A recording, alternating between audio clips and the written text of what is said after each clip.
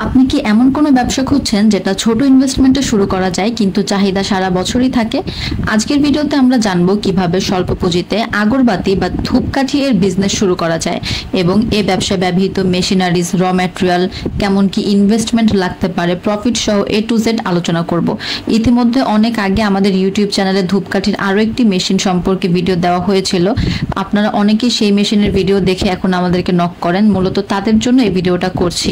একদম ম্যানুয়াল বা হাতে করা যায় এমন মেশিন আমি আজকে দেখাবো না, কারণ ওইগুলো আমরা দিব না। যারা সেমি অটোমেটিক বা ফুললি অটোমেটিক কাজ করবে শুধুমাত্র তারাই আমাদের সাথে যোগাযোগ করবেন।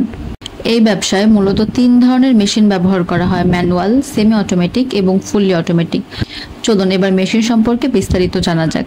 স্ক্রিনে দেখতে পাচ্ছেন এটা হচ্ছে ম্যানুয়াল মেশিন। এটা সবচেয়ে কম দামে পাওয়া যায় এবং সম্পূর্ণ কাজ হাতে করতে হয়, মানে হাতে চালিত একটি মেশিন বলতে পারেন। আজকে এ নিয়ে আর কোনো কথা বলছি না। এখন দেখতে পাচ্ছেন সেমি অটোমেটিক মেশিন। এখানে কিছু অংশ মোটর দিয়ে চলে আর কিছু অংশ হাতে নিয়ন্ত্রণ করতে হয়।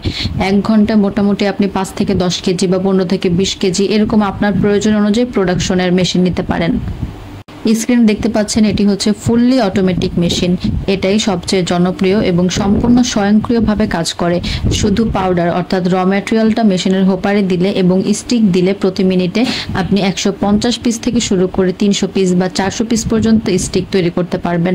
এছাড়াও বড় স্কেলে যদি আপনি এ ধরনের ব্যবসা শুরু করতে চান তাহলেও এই মেশিনটি দিয়ে আপনি কাজ করতে পারেন।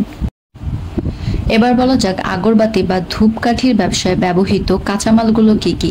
সবার প্রথম ব্যাম্বু স্টিক্স প্রয়োজন পড়বে, তারপরে চারকোল পাউডার, গাম পাউডার, পারফিউম বা অয়েল আপনার স্মেলের জন্য, এরপরে প্যাকেজিং ম্যাটেরিয়াল, দ্যাটস ইট। এরপরে আর কিছু দরকার নেই। এবার বলা যাক এই বিজনেস শুরু করতে আপনার কেমন কি ইনভেস্টমেন্টের প্রয়োজন পড়বে। একটা ছোটখাটো ইউনিট সেট আপ করতে আপনার আনুমানিক 80,000 টাকা থেকে 1 লাখ টাকা পর্যন্ত ইনভেস্টমেন্ট লাগতে পারে। এরপর আপনি যদি বড় স্কেলে শুরু করতে চান তাহলে আপনার মেশিনের গ্রেড এবং প্রোডাকশন ক্যাপাসিটির উপর নির্ভর করে মেশিন প্রাইস কিংবা আপনার ইনভেস্টমেন্ট আরও বাড়বে। প্রথমত আপনি আপনার তৈরিকৃত প্রোডাক্ট স্থানীয় বিভিন্ন বাজার, মসজিদ, মন্দির বা সুপার শপ এছাড়া গিফট স্টোরে দিতে পারেন। তারপর ধীরে ধীরে আপনি বিভিন্ন জায়গায় অনলাইন বা অফলাইন মার্কেটিং করে নিজে একটা ব্র্যান্ডও চাইলে করে নিতে পারেন। ভালো প্যাকেজিং আর ইউনিক সুগন্ধ ব্যবহার করলে আপনি খুব দ্রুত মার্কেটে একটা আলাদা জায়গা করে নিতে পারবেন এই বিজনেসের ক্ষেত্রে। তো দর্শক, আমাদের আজকের ভিডিওটি যদি আপনার একটু হলেও কাজে আসে তাহলে অবশ্যই আমাদের ভিডিওটি আপনার অন্যান্য বন্ধুদের সাথে শেয়ার করে দেবেন যেন তারাও এ সম্পর্কে জানতে পারে।